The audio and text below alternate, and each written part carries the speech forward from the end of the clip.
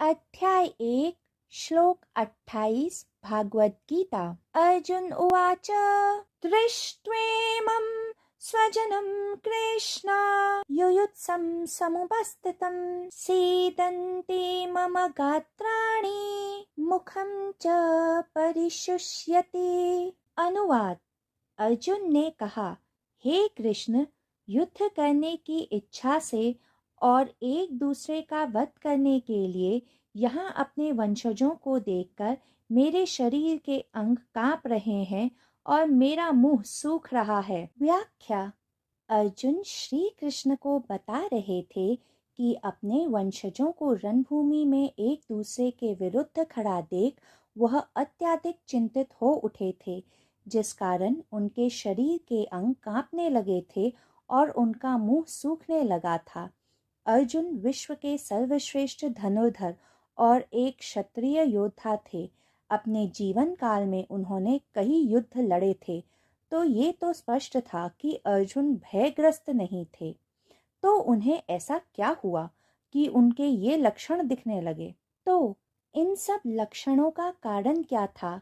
सत्य तो यह था कि अर्जुन मोहग्रस्त थे, इसलिए शोक में डूबे हुए थे।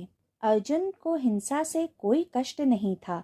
अगर अर्जुन महावीर और बुद्ध की तरह अहिंसक होते तो श्री कृष्ण ने अर्जुन को रणभूमि छोड़कर जाने की आज्ञा दे दी होती, उन्हें भागवत गीता का उपदेश देकर युद्ध लड़ने को प्रेरित नहीं किया होता। परंतु ऋषिकेश श्री कृष्ण सर्वज्ञ हैं। वे जानते थे कि अर्जुन की ये द्विधा का कारण अहिंसा नहीं बल्कि उनके मन में छुपी गहरी हिंसा थी, जिसका स्रोत मेरे अपने और पराये पर आधारित था। जहाँ हम किसी को मेरा कहते हैं, हम बाकी सबको पराया कर देते हैं। जैसे अगर हम कहते हैं मेरे मित्र, तो हम बाकी सबको अपनी खींची गई मित्रता की परिधि से बाहर कर देते हैं। महावीर और बुद्ध जैसे व्यक्ति अहिंसक थे, न कोई उनका मित्र था, इसलिए किसी से शत्रुता का तो कोई सवाल ही नहीं उठता था।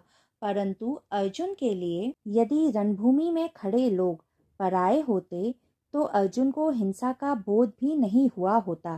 तब वे युद्ध करने और रक्तपात करने में झिझकते भी नहीं। इसलिए अर्जुन के सारे विषाद की जड़ उसका अपनों के प्रति मोह था। अगर आपको मेरी इस श्लोक की व्याख्या पसंद आई हो तो कृपया कर मेरे channel the mystic D mystify को लाइक, शेयर और सब्सक्राइब करें। जय श्री कृष्णा।